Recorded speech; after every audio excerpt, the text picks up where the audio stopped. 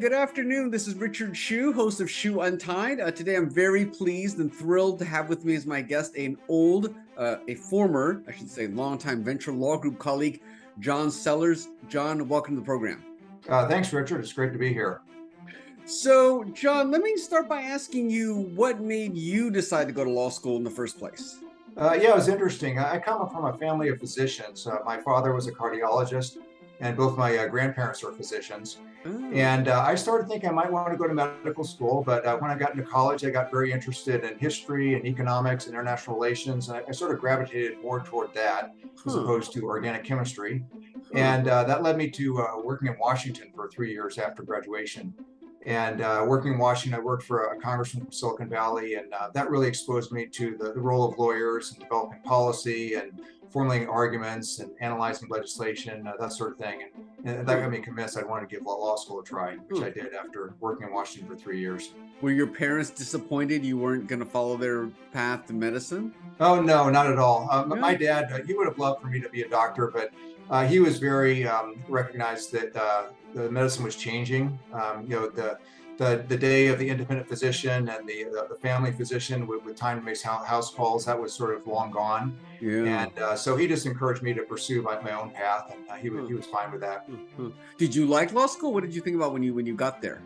I did. I went to University of Chicago for law school, and yeah, it was a rigorous education. We showed up every day, especially first year, and they were very into the Socratic method. So you need to be prepared. You need to be Yeah, right. talk about the case and be ready to talk in front of the whole class. But I really enjoyed that. I thought it was great to have the rigor of the education. And it was also a really interesting time to be at University of Chicago Law School. Barack Obama was on the faculty teaching Oh, constitutional law, and Elena interesting. Kagan, now on the Supreme Court, was my Hmm. civil procedure teacher. So, yeah, it was quite interesting. Did Barack Obama seem very presidential at the time, or? He wasn't quite presidential, but people said, keep an eye on this guy. He's going Hmm, places in a very hmm, positive way. hmm. And sure enough, Interesting. that's how it turned Hmm, out. hmm. Well, when you were in law school, did you know that you were going to become a corporate lawyer, or did you do some dabble in litigation? How did you end up arriving to ultimately becoming a corporate lawyer? Yeah, it was a bit of a path. I wasn't sure what I wanted to do exactly once I started law school, but my first year summer, I went back to my hometown of Colorado Springs and worked for a good corporate firm there, and enjoyed the corporate work I did. We represented a UK investor buying a software company in Colorado, and I thought that was quite interesting. Hmm. And then for my second year summer, I came out to Palo Alto and worked for a firm in Palo Alto. And I was just really impressed with the dynamic nature of the practice. Everyone just seemed really excited about the type of clients they're working for and the types Yeah, of transactions. yeah. And it seemed like something I wanted to do. I was also very aware this was in the early 90s, and the US economy was in a bit of recession. A lot of law firms were laying off associates. And I just really want to make sure I was in a place where I felt like it would be good to be part of the economy for the long term. Yeah, yeah. And Silicon Valley definitely seemed like the place for that.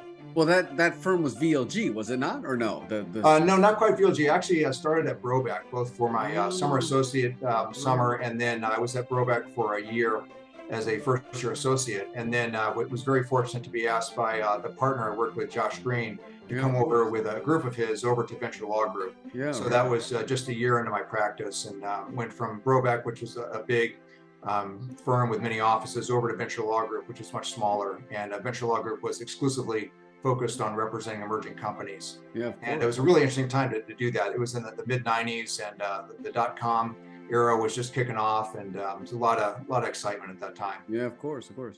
So tell me a little bit about, of course, and that's where we met. Tell me a little bit about how your practice has evolved since then. I mean, that was 20 years ago. Is it pretty much the same, or has it changed in some ways? It's interesting. I think big picture, it's very similar. A lot of it is counseling entrepreneurs, counseling companies, Mm, and that part of it hasn't changed very much. A mm, lot of the day-to-day has changed. I came into practice kind of at the tail end of the analog era, and we're still sending out faxes to collect signature pages. For venture financing, we were still doing closings around a conference room table where people would walk, document by document around the conference room to sign them, and the internet was just taken off. So it was an interesting transformation. yeah, right. Well, do you still enjoy it, or I mean, or do you find like, does it get old after a while?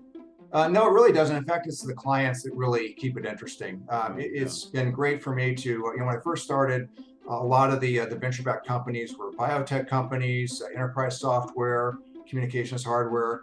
And it's been very interesting over the last 20 plus years just to see how the industries have evolved, new industries coming up that you wouldn't even thought of, cryptocurrency, clean tech, digital media. It's been very interesting just to see where the venture money has gone over the years, and my practice, as well as the firms I've worked with, have changed just as the economy has changed. Well, what is your industry mix these days? Is it, half life sciences, half tech, or what is kind of your industry mix? Yeah, I have a general practice, probably about half life sciences and half tech. On the Oh, life sciences side, I mainly do med tech companies, both yeah. medical device as well as healthcare technology companies. Uh-huh. And then on the tech side, it's a little bit of everything: software, communications hardware, as well as consumer-facing companies. Have you done much in the way of crypto or token offerings and NFT and that sort of thing? I haven't personally. Cooley as a firm does a lot of that. Yeah, I haven't personally. In fact, one area of my practice I tend to be careful about is areas that have a lot of regulation and a lot of uncertainty and risk. I see. If I get into something like that, I really want to make sure that I understand those areas and that we have the right resources at Cooley to represent those clients. Yeah. So I haven't done very much on that in terms of cryptocurrency, but I've certainly done lots of other industries. How do you like the tech side versus the life science med device side? Do you like the equally both? How do you I really like both of them. One of the reasons is you get exposed to all sorts of different transactions by representing both industries. Something like medtech, especially medical device, is really interesting because the community is relatively small. So you tend to see the same investors, the same entrepreneurs again and again. Yeah. So that's really nice. I really enjoy that part of it. Then on the tech side, you tend to see more different types of transactions. At least historically, a medical device company, most of them have not gone public. So for IPOs, typically my IPOs have been tech companies of one sort or another. So I sort of like the mix of different transactions in different industries. Was the med device side of your practice just accidental, or does that somehow tie back in with your family, your It family does a little bit. I business? think I gravitated toward that a little bit. My father being a cardiologist, I was always really interested in Yeah, medical devices that yeah, improve heart conditions. yeah. So I definitely gravitated toward that a little Yeah, bit, no yeah, question. yeah, yeah. Now, so many corporate lawyers, many of our colleagues from Venture Law Group went on to become venture capitalists or went in-house and did all kinds of things. Has any of those things, I'm sure you get opportunities like all that all the time. Has any of those ever caught your eye or, made you think about maybe doing something else? Yeah, certainly working in the Bay Area and Silicon Valley, there are many opportunities, no Yeah, question about it. yeah. I really do enjoy being a lawyer at a firm like Cooley, where I can have a lot of autonomy and I Yeah. can build my practice in a way that I'm interested in. Uh-huh. And I really like working with different companies. I like being able to work with companies at all stages and counsel entrepreneurs at the very earliest stage, and then work with companies over many years and represent them through the whole life cycle. I had one client, for instance, that I incorporated at Venture Law Group in 1996, and I worked with them all the way until this summer when they were a public Really? company and they finally got acquired by another public company. Wow. And it's just amazing to sort of work with a company over the years and work Yeah. with different members of management and help them through really key transactions. Yeah. So a really satisfying part of my practice. And I've really enjoyed that. Which, And which I also really enjoy the mentoring opportunities you get at a place like Cooley, which you might not mm, have if you're in a mm, small company and you're the mm, only in-house lawyer. I mm, really like working with younger associates and helping them develop their careers. mm, And a place like Cooley is a really great place to do mm. that. Which client was it from 1996 at VLG?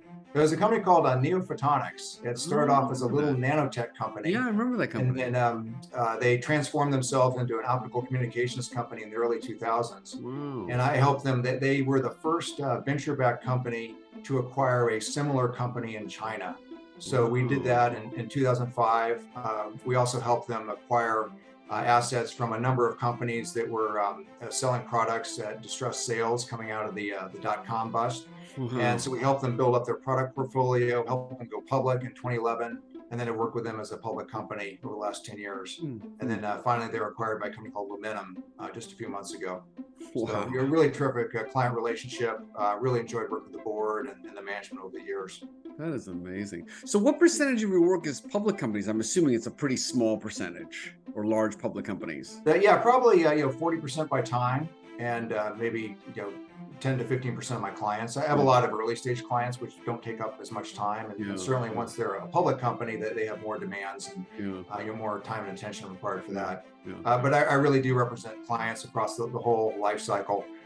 We have people at Cooley who specialize in just doing emerging companies and don't do IPOs or public companies. Then we have some terrific public company specialists who just work with public companies.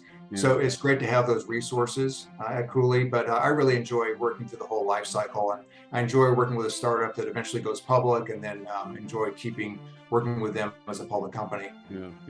Well, you mentioned earlier that when you started your career, it was still sort of the analog days, faxes and so forth. But putting aside the technology changes, I mean, do you think venture capital financing and startups is still pretty much the same, or has that really evolved a lot over the last 2 decades?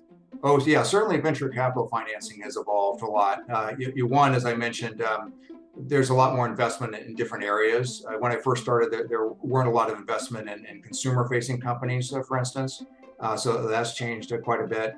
And then also just the mix of investors has changed. When I started, it was sort of the Sandhill Road investors, and a lot of times they were the only investors of the whole company life cycle. Now, of course, you get a lot more interest from corporate investors, more international investors, more hedge funds, giants like SoftBank. All that's really changed the dynamics quite a bit. Yeah, right. So do you see yourself, I mean, you mentioned you really enjoy being a lawyer. Do you ever see yourself doing anything else at some point in your career at some point? Well, one thing I like, I helped teach a class on venture capital term sheet negotiations at the Stanford Business School. It's just a once-a-year thing, but I really enjoy working with the class and teaching them how to negotiate a venture capital term sheet. So in the long term, I would love to find a way, within my current practice to do more of that, do more teaching and counseling. So yeah, if there was an opportunity, maybe when I'm semi-retired, to maybe do some part-time teaching, maybe teach a full class, I think I would enjoy that quite a bit. But you've never thought about like trying to become a venture capitalist yourself or anything like that? That's never been of interest? No, I don't think I'm great at evaluating technologies and which companies are going to make it big. Remember when eBay came around in the late 90s, I was like, oh my gosh, this doesn't make any sense to me. Of course, it was a very successful company.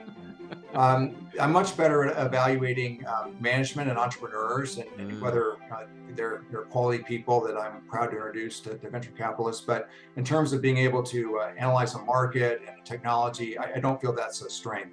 So that's probably the biggest reason I wouldn't be tempted to go into venture capital. Well, it is good to know what your strengths are. I mean, for a career perspective, it's always good to know your limitations and your strengths. Yeah, absolutely. It's not too late to go back to medical school, is it? That would be quite an investment. I have to say, there were a couple of dark days early in my career where I was trying to figure out if I was doing the right thing. I was like, well, maybe it takes 6 years to go back and get the pre-med classes done and then go to medical school. And I could get that done by the time I was in my mid-30s, but I'm really glad I stuck it out. But at this point in my career, I don't think I'll be going back to medical school.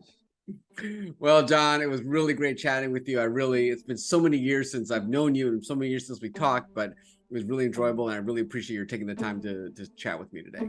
Yeah, thank you, Richard. It's great to see you. This is Richard Hsu and John Sellers. Thanks.